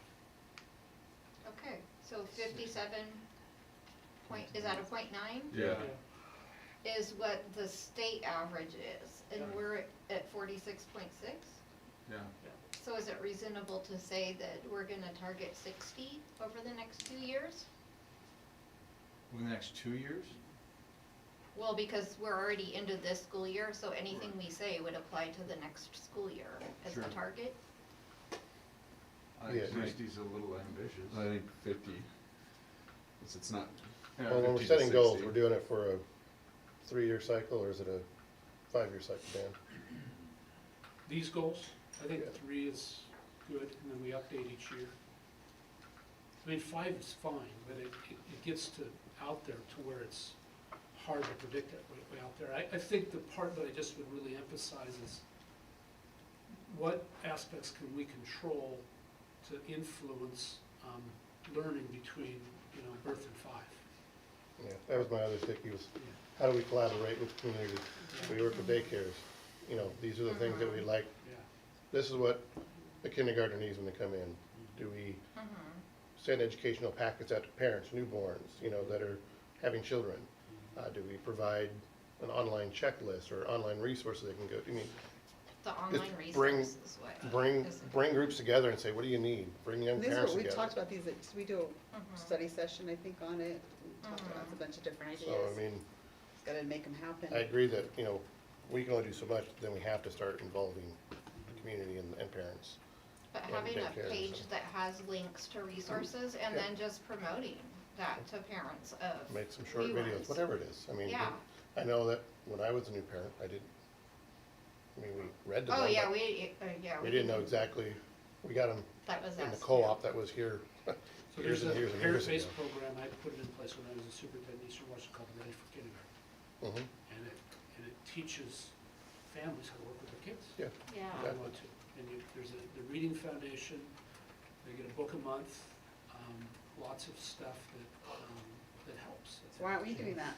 See, that's what I'm saying, Dana? having a resource page and then just printing up little business cards that you can just hand out to people, or have it on the back of our business cards, administrative business cards, that when you give it, it's prompted, it would prompt people to promote that word of mouth. There is a little bit of cost, but that's neither here nor there. It's Title I is what we used. Why don't you come up with some ideas Okay. and then present it to us in the January meeting, and then we can also send him ideas that we have, so he can add those to it, and then, come back to us with a good, I- like a I plan. I like Mary Ann's goal though, for a 3-year goal to get 60%. Get it to standard, get it to Washington State standard. I If you think keep that's, promoting and telling people, it's gonna catch on. Let's say 60% for now, and then if we decide to change it by the January meeting when we discuss this stuff, then we could do that, but I like 60%. You guys you okay with 60%? Yeah. Michael? Seems overly ambitious, but I'd love for it to happen. Aim high. we need Set 50 the to bar. Make it 80.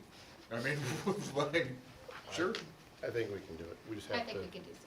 I mean, if you look at where we've come from, Yeah, Well, especially I mean, Gold Bar, had a huge leap, but if you looked at, pre-K, Sultan, it was not a huge lead. 4%? It was within Over point 3 3, years? wasn't it?